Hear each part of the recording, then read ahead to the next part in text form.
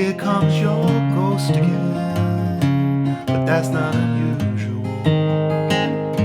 It's just that the moon is full and you happen to call.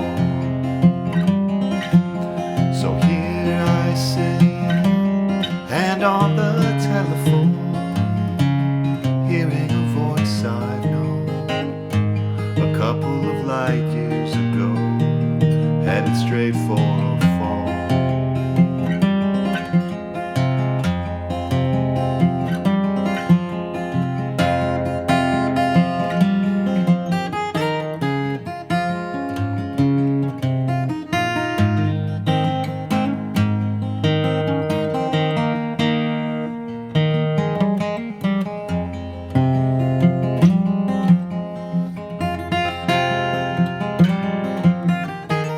Hey everyone, welcome to MT Guitar. Today we're doing Diamonds and Rust by Joan Baez. Such a beautiful song. This is one of Joan Baez's biggest hits.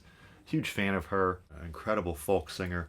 Really great fingerstyle skills. She had great fingerstyle chops in the early and mid 60s, right? So she's really a true veteran. Her and Bob Dylan had sort of a famous relationship in the mid-60s, and they played together quite a bit. And speaking of Bob Dylan, this song is about him and receiving a call from him a decade after their split. So really fascinating backstory, beautiful writing on the part of Joan Baez, who has done a lot of covers, right? She was known as sort of a folk artist who would take old songs and revive them and reimagine them in new ways. But this was, of course, an original of hers. So truly a beautiful song.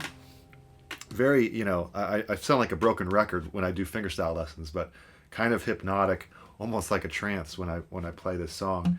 And that's true of a lot of fingerstyle songs. You sort of get into almost an old folk tradition of fingerstyle, whether it's blues, whether it's more folk or whatever. But highly recommend learning as many fingerstyle songs as you can, just for enjoyment, for one thing, and it really improves your musicianship. So we have a dependable pattern that's not going to be too difficult to grasp, but then you can apply it over all the chords. So this is a song in the key of E minor. You can simply play it without a capo if you want. The recording's got first fret capo. So we have this really cool intro, which serves as an interlude as well, which goes all the way. So let me play it first. When it goes all the way up here. Nice E minor stuff here.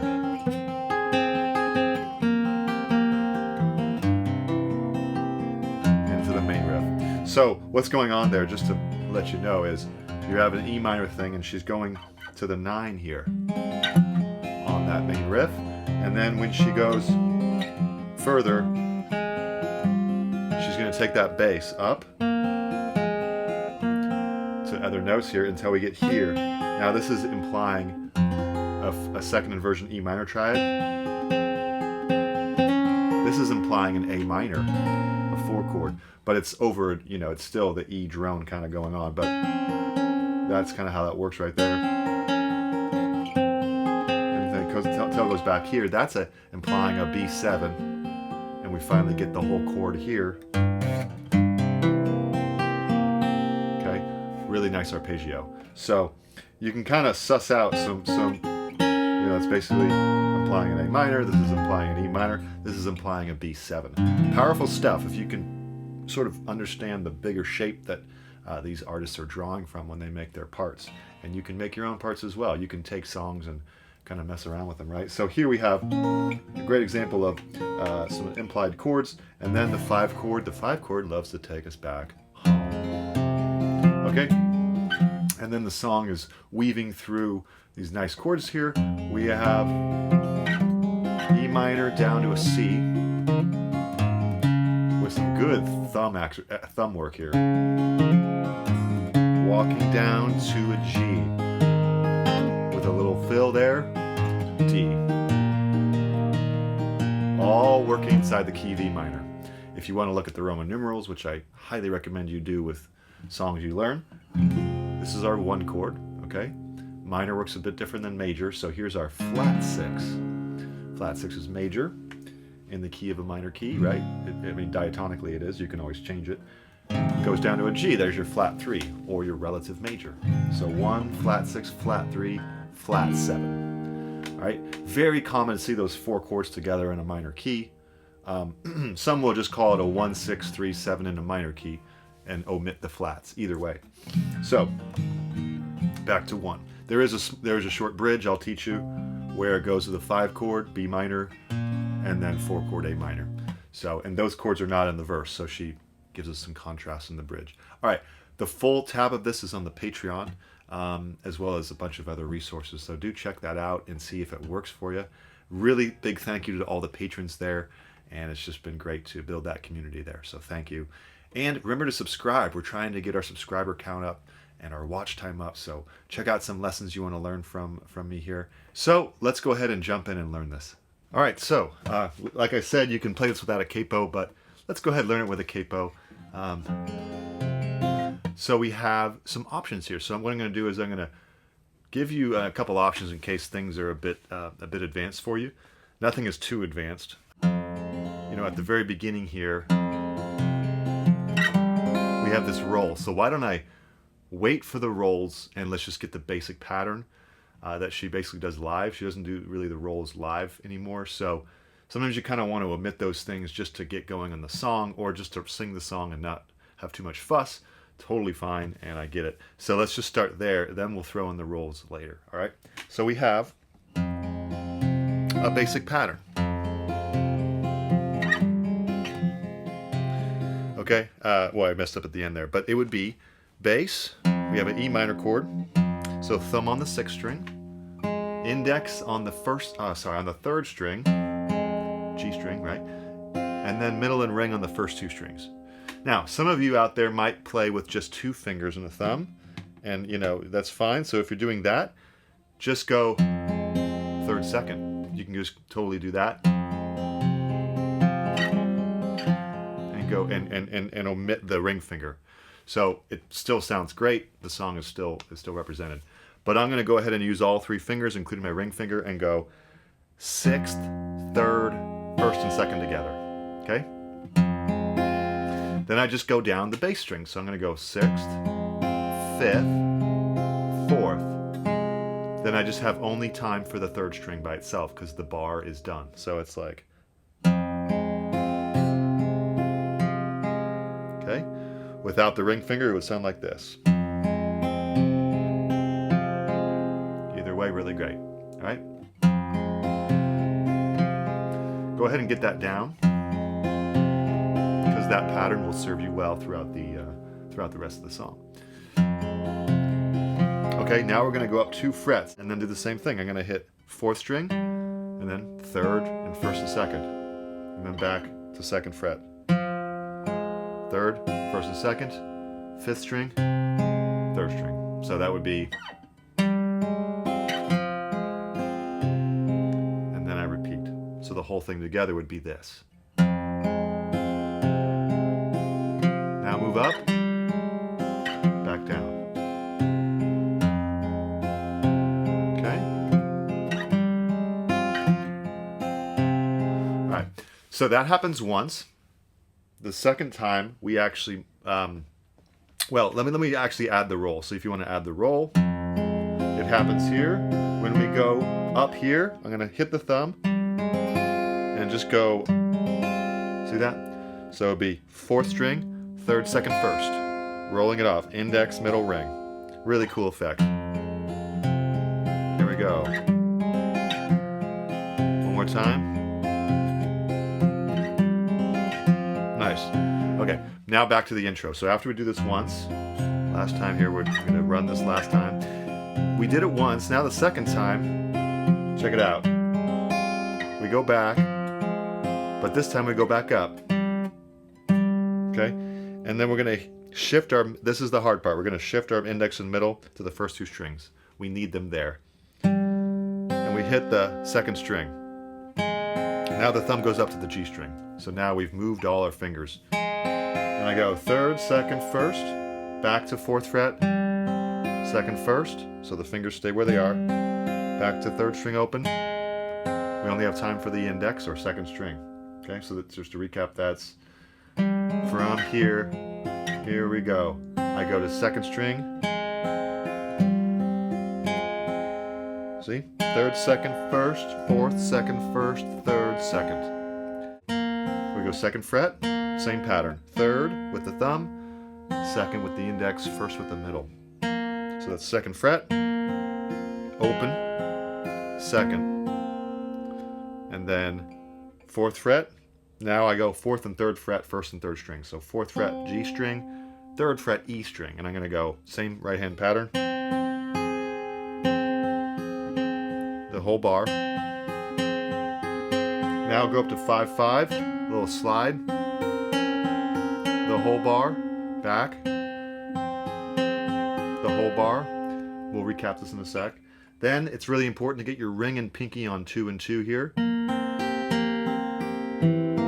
And then add the first fret and eventually the middle finger. So I'm going third, second, first, third, second, first, fourth, third with the fourth string first fret. Now we have a full B7, the kind where your middle finger, if you can, it's a little tricky, is on the second fret, both 6th and 5th strings. That's the hard part there for that B7. And you're going to go 6th, 5th, 4th, 3rd, 2nd, 1st, 3rd, 2nd. Okay? So, now for the intro, the intro to the verse, the roll is happening at the very beginning.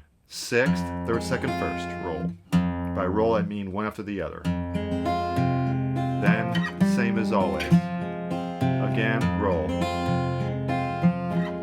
And we just go like that, okay? 6th, 5th,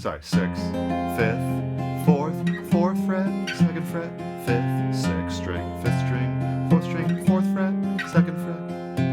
Okay, then the vocals start. So we've gotten through the hard part because now that the intro is tougher than the verse probably. Now for the verse, I'm just going to kind of speed along because we've got the pattern now. Well, all we did. Everything's the same except no roll on the verse when she's singing, which is a good idea. You don't want to confuse the ear too much with too much fancy stuff. So we're going to go, well, all we did, just regular. This time, we go 4th string open, D string open, and then 3rd string open. Like this. Here comes your... Now a C. 5th, 3rd, 1st, 2nd string together. 5th string, 3rd string, 1st 2 strings. So same pattern. But here, thumb gets active. We hammer on to 2nd fret, 4th string. You can omit, or skip the hammer on if you want. Totally fine. Or do like me and hammer it on. Do it like her. Now, over G, you go to 6th string and then 3rd string. Hammer, 6th, 3rd. Now, back to the pattern. 2nd fret on the 5th string.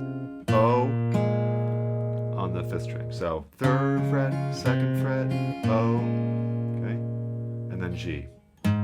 So here's our G. Same pattern, right? The bass goes 6th string, 4th string. Now we do a 3rd and 2nd string, hammer on and pull off. 2 and 1 with the thumb and index. So that's 6th, 3rd, 1st and 2nd, 4th, 3rd, 1st and 2nd. Now, 2nd and 3rd strings hammer on. And it takes the whole time of that end of the phrase before it repeats.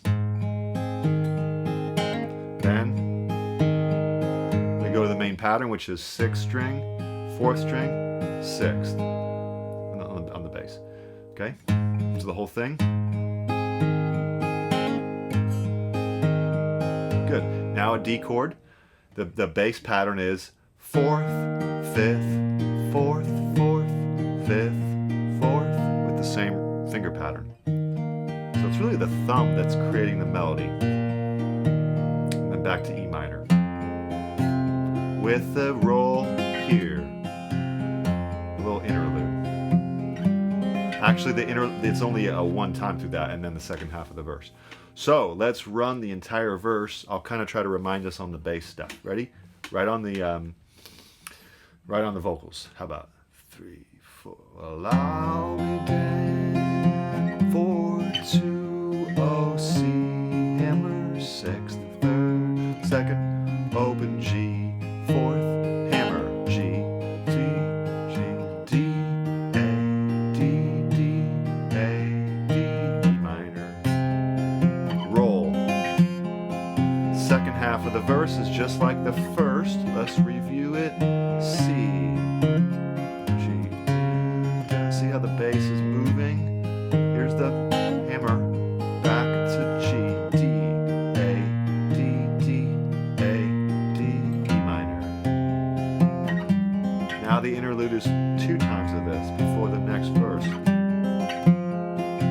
Now we have another verse, okay?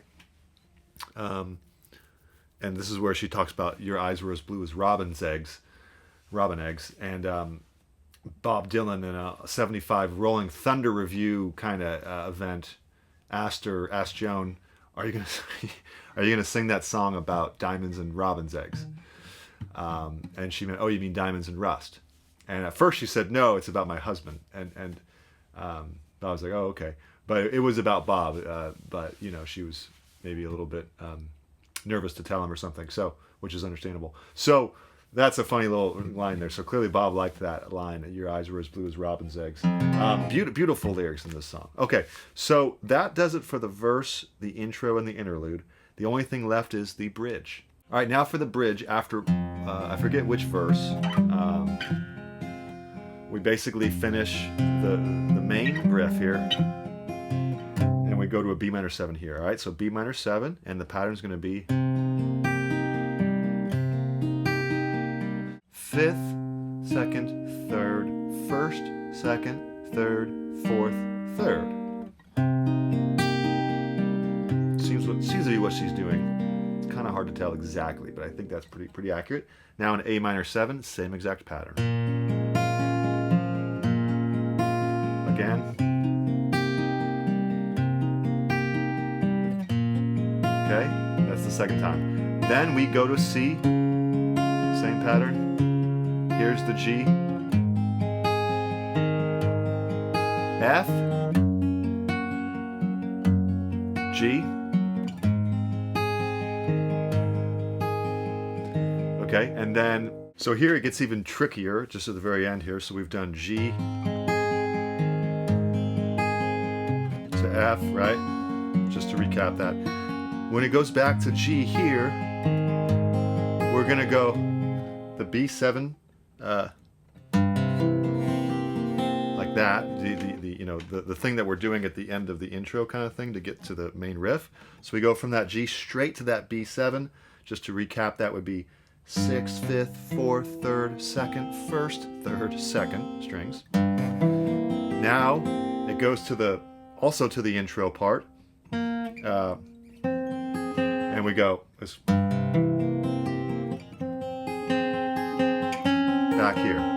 Start right on the 4th and 3rd fret of that intro riff. So just to recap, here's the B7, 4th and 3rd frets. And then repeat, 2nd and 2nd, just like the intro. And then again, that takes us back. So a bit confusing there, but you can get it. It's just a matter of putting it together. So, all right, so let's take that slowly from the last G after the F into the B7, into that riff, and then B7. Kind of tricky. Ready? 3, 4. Here comes the B7 and the riff. Kind of strange, but it works. And this is review.